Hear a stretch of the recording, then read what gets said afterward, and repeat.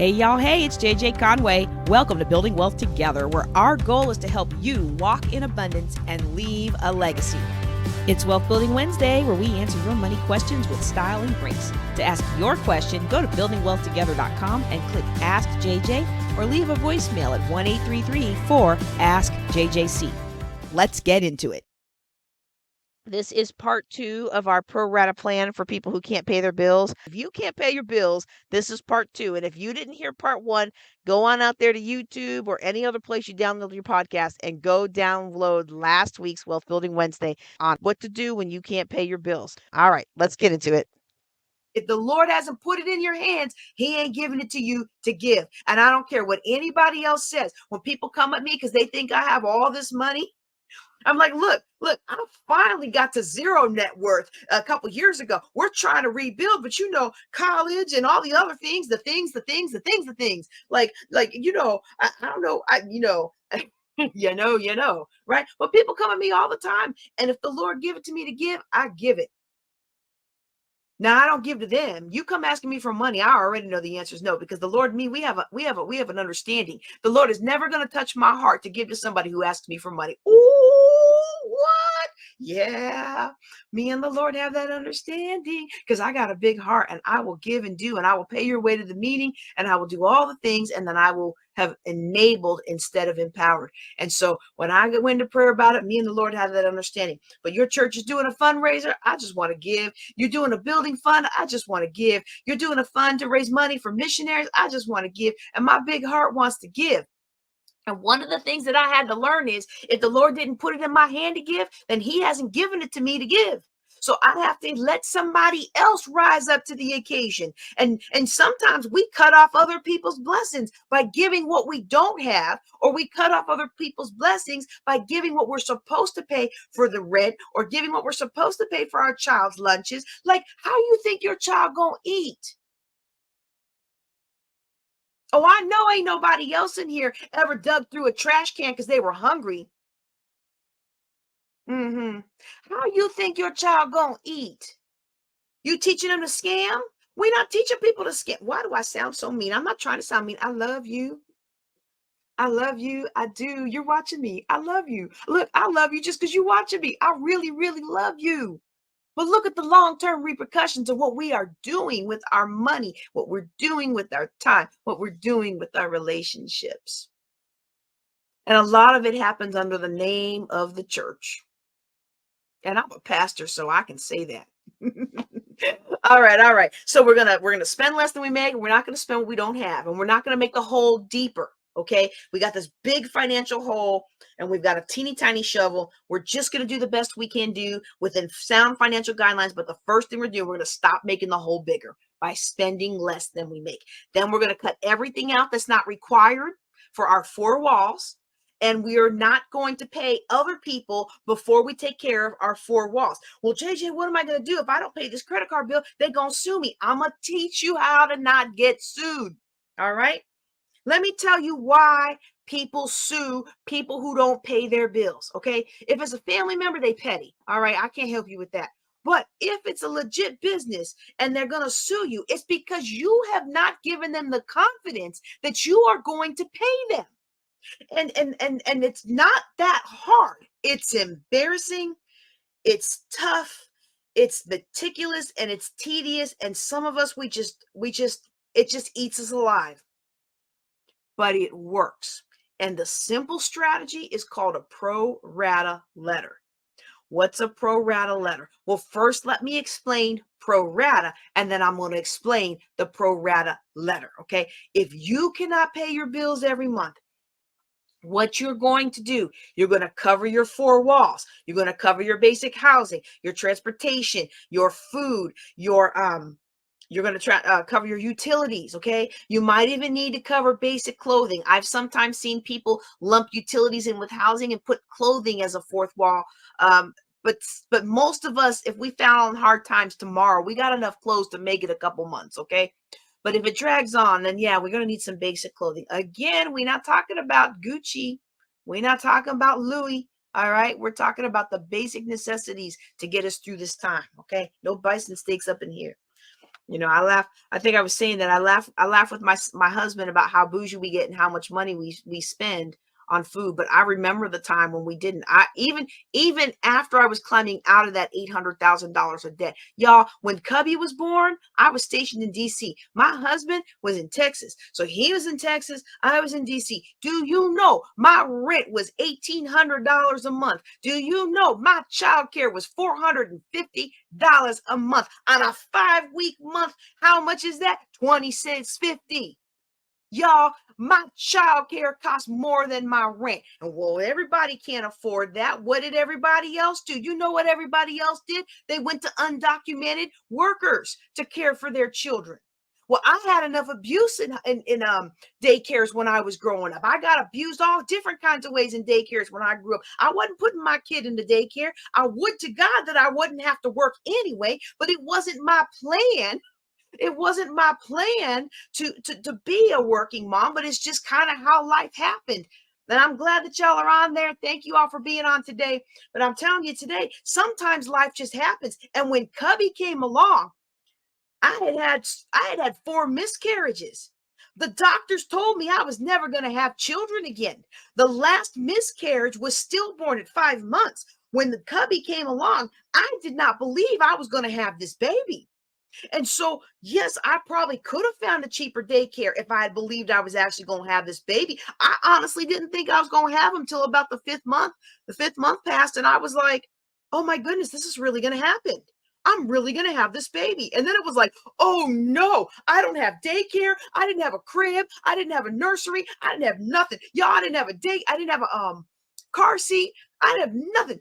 Diapers, nothing. Because in my mind, in my heart, in my psyche, it was just going to be another loss. Mhm. So I wasn't even prepared. And so some of that is my fault, but the reality is it doesn't matter whose fault it is. It's the situation you got to deal with right now. And I had to deal with the fact that my daycare, y'all, it was $2,200 on a 4-week month and $2,650 on a 5-week month. Y'all, I couldn't see anything back then. And let me tell you, we weren't eating no bison steaks. We weren't having shrimp on the Barbie on Sundays. We weren't doing all the things we do now. We were not, because we knew we had to abide by sound financial principles. And the Air Force, they paid me a lot of locality pay to live in the DC area, but they didn't pay me that much. No, they didn't. All right. So we're going to cover our 4 walls. Okay. If you do have kids and daycare is a thing, then we do want to cover that. But I'm also going to encourage you to sit down with me and actually go through those calculations, because I had a young lady that I was working with. She was about to have a surprise 5th child. Um, and we started calculating it out. And I was like, look, you already live an hour away, and you have all this money you're spending to daycare. Here's how much it costs for an infant. Here's how much you were making. Y'all, her entire paycheck once this baby came, because her other ones were older, so they didn't need before and after care. They didn't all need all the care. They only needed like a little bit of care. But when the infant came, this is that same area where child care was like 2,000 a month, right? I was like, this is what you make. This is what you spend on gas. Your husband's got a new job, so y'all can't ride together anymore. He's driving to one area of the DC Metroplex, and you're driving to another one. What are you working for? You're basically working to put your kids into daycare.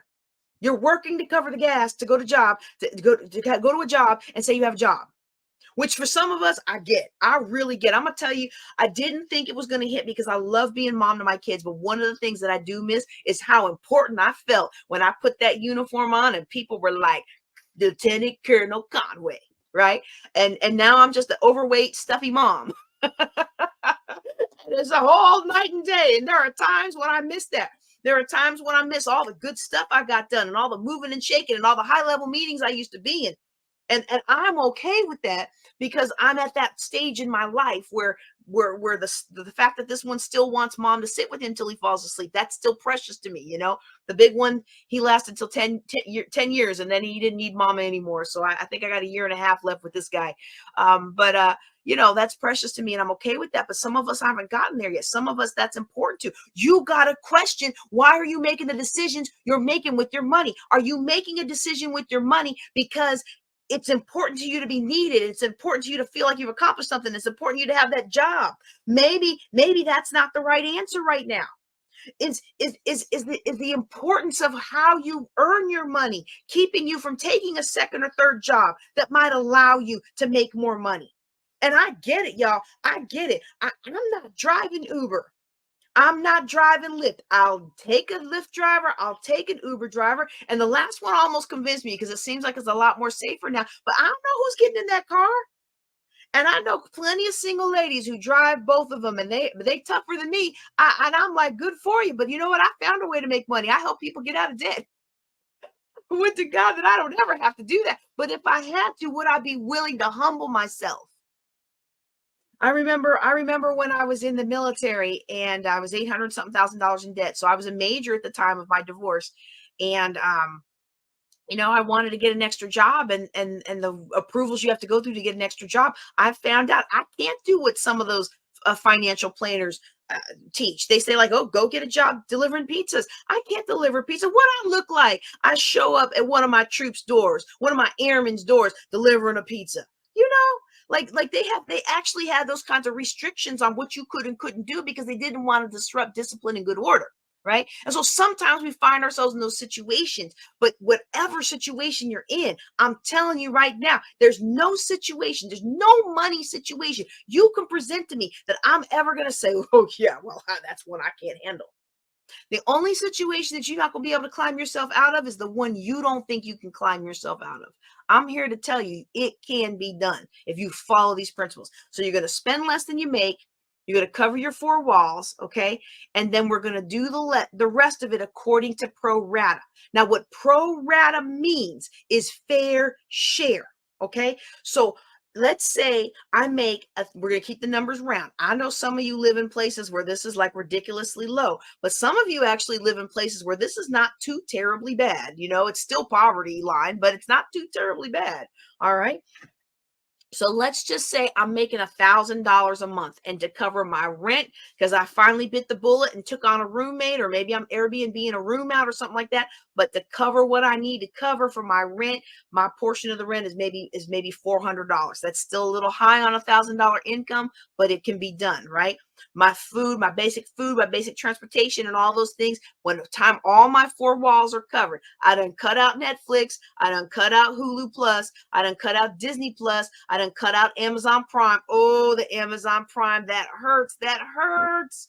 But I cut out Amazon Prime. I put my cell phone on vacation mode, and I got me a Google Voice number to carry me through the next couple of months, just to give my finances a little breathing room.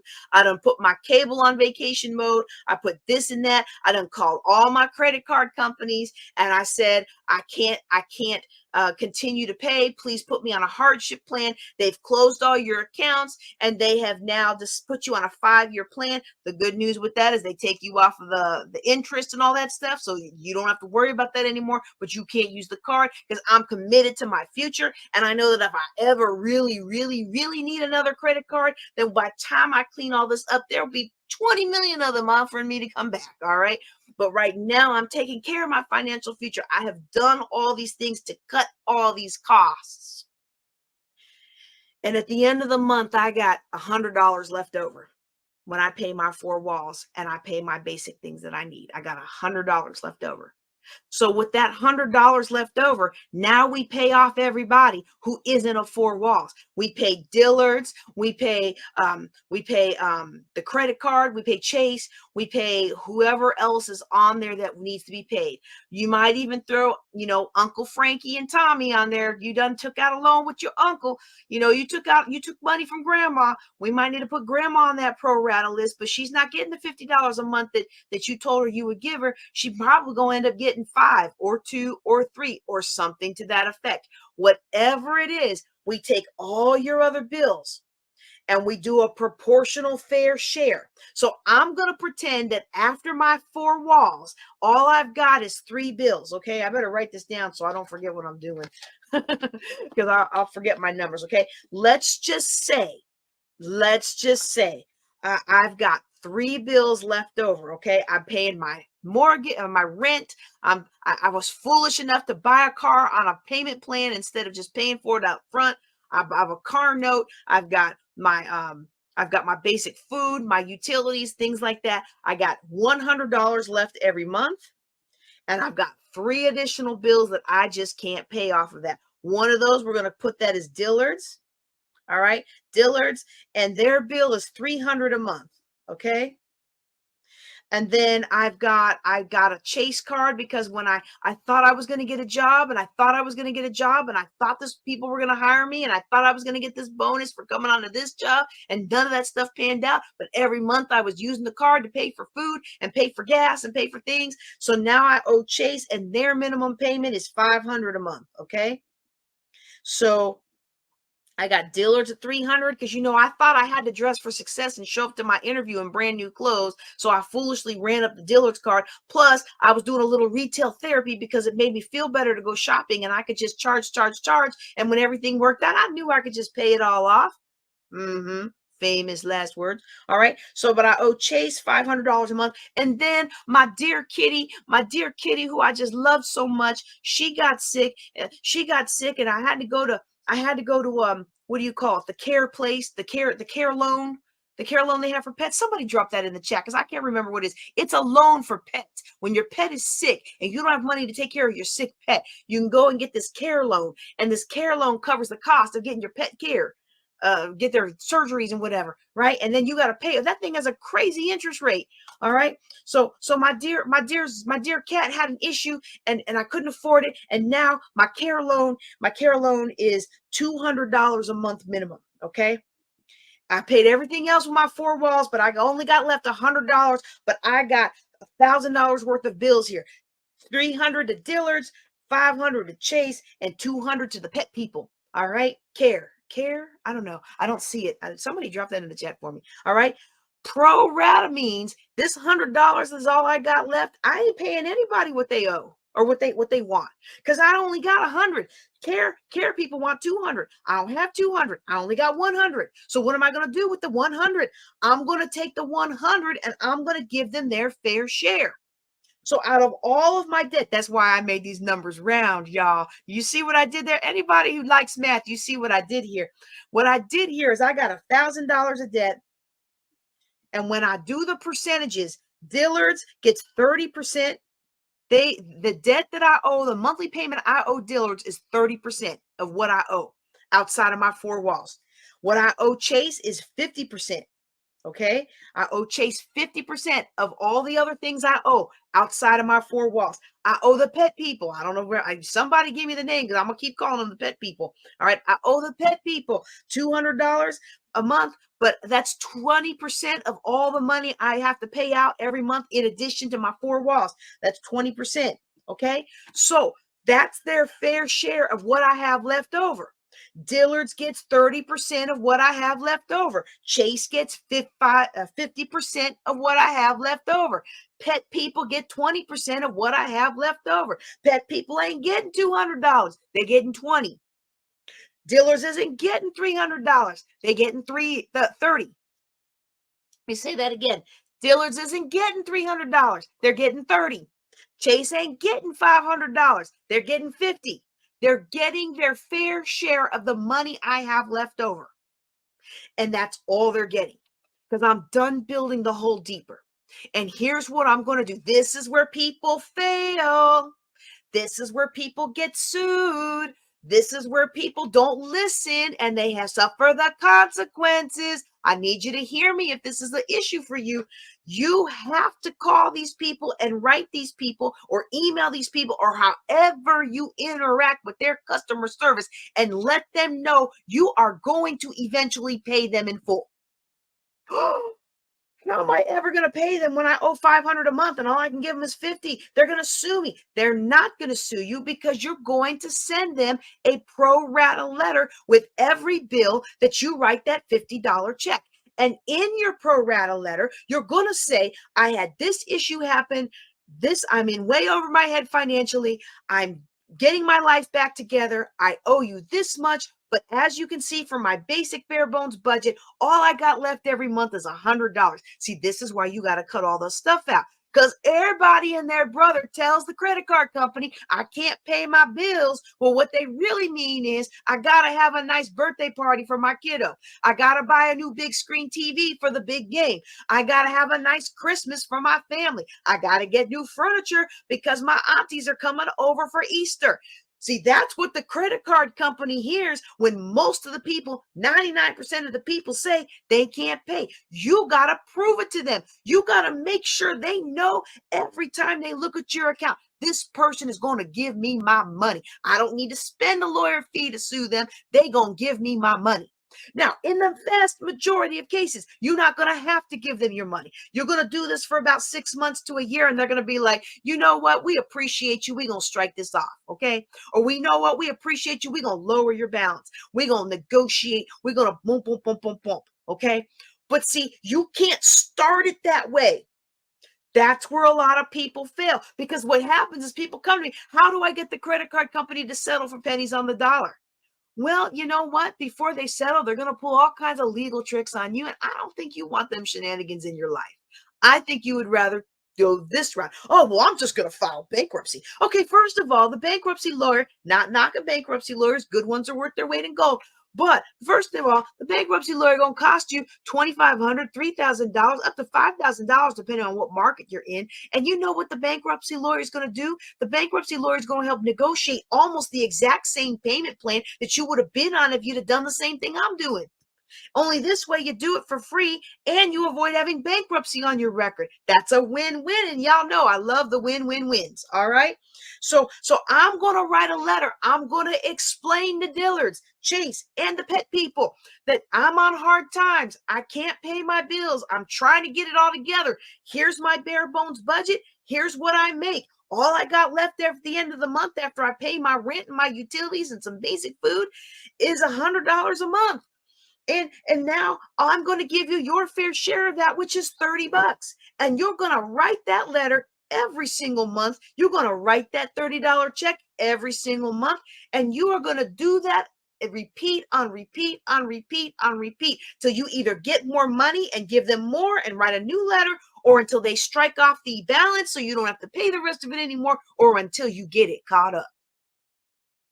And when you come out of the other side, I'm telling you, this is hard to do. It's embarrassing. It's embarrassing to write all those letters. It's embarrassing to send all those letters. Sometimes the people call you and they're just so mean to you. They just treat you so bad when they're trying to get your money out of it because they think you're lying. But if you put it the way I'm telling you to put it and you send it every month, they are going to realize you're serious and they're not going to waste their time suing you. And you will be able to slowly, slowly, but surely climb out of this mess. And when you do, you will be able to pay off your debts. And when you do, you'll be able to build yourself up a savings so that the next time life happens, it doesn't have to hit you as hard. The next time the water heater breaks, you've got money in the savings to get it fixed. The next time a tire blows, you've got money in savings to patch it up or to replace it. That's what I want for you, that feeling of financial security, knowing that no matter what happens, you're going to be all right. And I'm here to tell you, you're going to be all right. I know it stinks to be in the situation where you can't pay your bills. I was making six figures and I couldn't pay my bills, 800 something thousand dollars in debt. I had to call them up and say, I can't pay. And I found that because I had been a good client for a lot of the companies were very gracious with me. But mortgage company gave me 2 months reprieve. They didn't even do a loan modification. They just gave me 2 months because I'd been moving around with the military and taking loans with them for years. And they knew that I was a good client.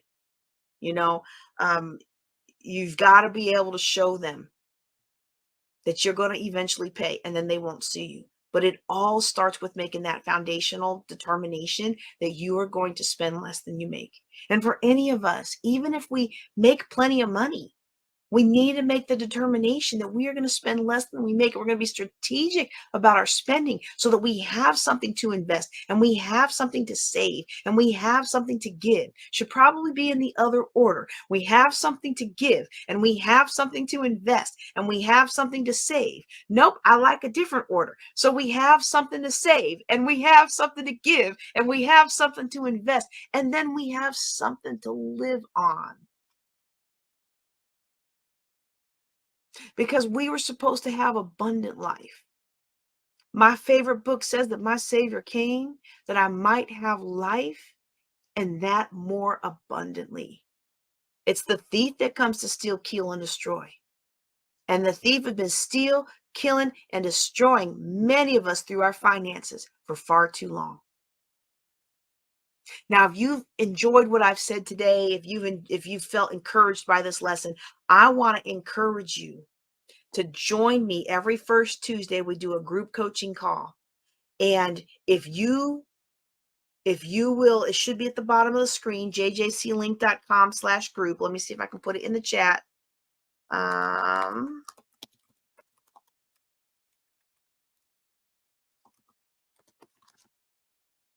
Okay. I'm going to encourage you to join me. And if you are on this and you reach out to me in the next 24 hours, I will give you a free 3-month membership into this group coaching because I feel so strongly about these concepts and about the fact that you can make it in a world that tries to tell you that you can't. The world wants to make you feel less than. The world wants to make you feel bad about yourself. The world wants to make you feel like there's all hope is lost. Why? Because they know that's how they can get your money out of you. And I'm here to show you how to be that wise steward and use the money that you've been given to glorify the Lord through your life, through the life of your family, and through the changes and impact in your community. And in our group coaching package, in our group coaching program, we come together as a group, and anybody who has a question, we walk through it. You have a business idea, we walk through it. You want to talk through a real estate deal, we walk through it. We walk through all those things in our private Zoom room every first Tuesday at 11 a.m. Central. All right. I don't think I see any questions. So that's all I have for you today. Thank you so much for being with me online. Make sure to invite a friend and be sure to tell them that our podcast will be coming back in about 2 weeks. I can't wait. If you are in the Metroplex, I encourage you to join me Saturday morning in the Dallas-Fort Worth Metroplex. I encourage you to join me Saturday morning. I am hosting a women's conference, our Elect Ladies Conference. We're having a women's seminar at North Dallas Worship Center at 10 o'clock featuring Bishop Mary Butler. And then I will be delivering an encouraging, uplifting, and I like to think empowering word Sunday morning, 10 a.m. North Dallas Worship Center. After the Saturday seminar, the ladies are going to go out to lunch. And I'll admit that I'm probably going to beg out of lunch a little early because it is my auntie's homegoing. Okay, so she's in PA. Well, I mean, she's in heaven, but the family's in PA. Oh, this is bad. The family's in PA, so I'm going to see if they'll do a stream or something and be able to watch online if they're able to do that. If not, I'm probably going to just take some time and just honor her in my own way. So what I'm trying to say is don't be late to lunch because I might not be there. Okay, that's all I've got for you today. I hope you've enjoyed that. Y'all take care and be blessed. Love the podcast? Be sure to like, subscribe, and forward to 3 friends. You can ask a question or take a life-changing class at buildingwealthtogether.com. Now, go walk in abundance and leave a legacy.